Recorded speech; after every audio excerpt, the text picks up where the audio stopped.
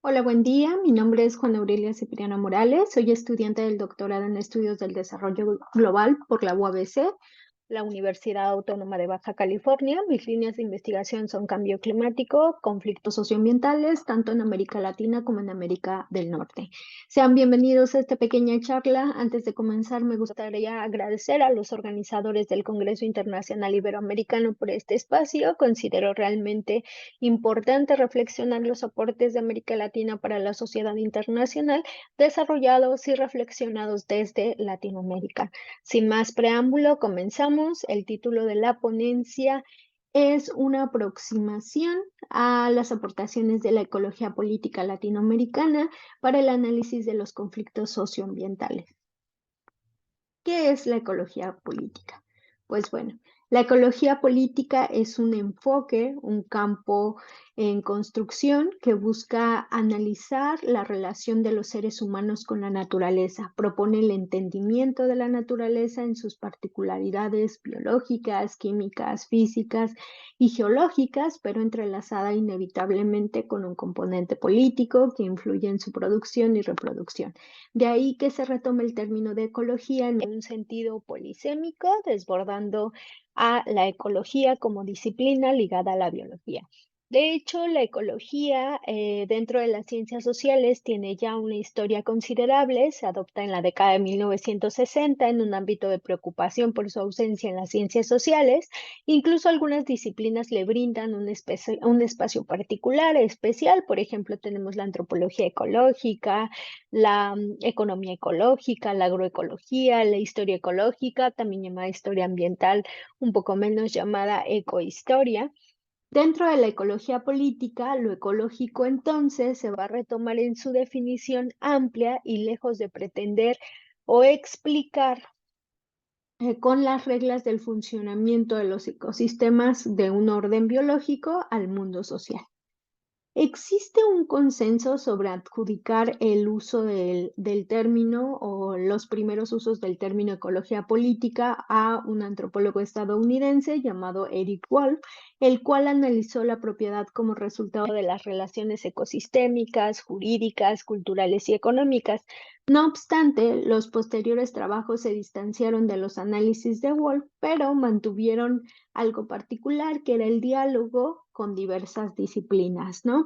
Haciendo de este un campo intrínsecamente interdisciplinar.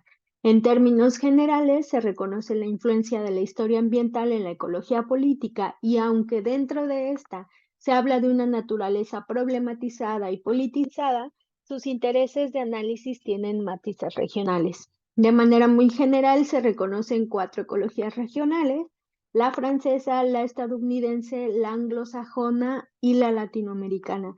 Esta última con influencia del pensamiento español, con autores como Martínez Salier y la revista Ecología Política. Ahora, dentro de la llamada ecología política latinoamericana, se va a remarcar o se va a subrayar que la relación asimétrica de los agentes sociales con la naturaleza se debe incorporar también en el análisis el elemento de la modernidad colonialidad, en el sentido de la modernidad como un paradigma, un proyecto civilizatorio lineal anclado en la experiencia sobre todo europea, y la colonialidad entendida como un destino casi manifiesto de los países no europeos que no alcanzaron el mismo desarrollo del modelo europeo a ser conducidos por los países llamados civilizados. Estas relaciones de poder asimétricas ponderan visiones economicistas sobre el medio ambiente más que otras, perdón, de orden religioso, cultural o de economías tradicionales, que es muy particular de Latinoamérica. La presión sobre nuevos territorios que anteriormente eran considerados como marginales da lugar a disputas territoriales donde actores locales se enfrentan con actores privados por la administración del territorio físico. Estos actores locales son particularmente población originaria o campesinos, esto en cuanto a conflictos socioambientales rurales. Eh, Sin embargo, estos sujetos históricos sociales han disputado el territorio históricamente en la región, ¿no? Y aunque esta dinámica rodea una buena parte de los conflictos ambientales rurales en América Latina, no es propia de la región. Podemos encontrar algunas comunidades originarias en países como Canadá y Estados Unidos, donde han entrado en disputa en términos muy parecidos a los latinoamericanos. Ahora, respecto a los conflictos, pues bueno, los conflictos socioambientales son entendidos como una tensión entre diferentes actores sobre un territorio, en este caso un territorio natural. Para su entendimiento, todo esto por supuesto desde la ecología política, primero partimos de aclarar que a lo largo de la historia de las sociedades humanas, su relación con la naturaleza, es decir, con su entorno, ha sido cambiante. Esto es importante porque pareciera que esta percepción del ser humano y la naturaleza como pertenecientes o partes, esferas diferentes, es un principio inamovible y pues no es así, ¿no? Incluso Bruno Latour menciona que cada sociedad crea vínculos propios con su entorno. En lo que se refiere a las sociedades modernas, estas construyeron su vínculo a partir de la separación entre lo humano y lo no humano. Va a decir Latour que por lo tanto el deterioro ambiental como problema se erige a partir de acciones desiguales de los humanos con aquello considerado como no humano, en este caso con lo natural. De hecho, una visión muy parecida o en esta línea va a ser la de Martínez Salier. De hecho, él va a proponer nombrar a los conflictos socioambientales como conflictos ecológico-distributivos, pues desde Alier estas tensiones por bienes naturales son resultado de una situación de distribución desigual ligada a una lógica de crecimiento económico que para su realización necesariamente incrementa el uso del medio ambiente. Los impactos de este uso son desproporcionados. Esto se relaciona con la llamada también justicia ambiental. Asimismo, los conflictos ecológico-distributivos aceptan la existencia de valores inconmensurables que no se pueden medir, que rodean lo ambiental y no caben en un lenguaje meramente económico, ni para medirlos ni para remediarlos. Ahora, sin desconocer este principio de distribución desigual, tenemos autores como Svampa, Merlinsky y Alimonda que proponen poner énfasis en la especificidad histórico-espacial de las disputas ambientales, así como en recuperar en la enunciación en estos conflictos socioambientales al territorio, pues consideran que este último tiene implícita la idea de apropiación. De hecho, Svampa pues, va a proponer esto de las disputas territoriales como conflictos ecoterritoriales, pues son tensiones, va a proponer donde se ponen en juego diferentes valores perdón, diferentes lenguajes de valoración sobre el territorio natural. Por lo tanto, se construyen acciones colectivas que tienden a desarrollar la capacidad movilizadora suficiente dentro de estas resistencias locales para instalar nuevos temas, lenguajes y consignas en la opinión pública. Todo esto se relaciona o presupone a un conflicto en un sentido muy interesante, que es el conflicto como una socialización.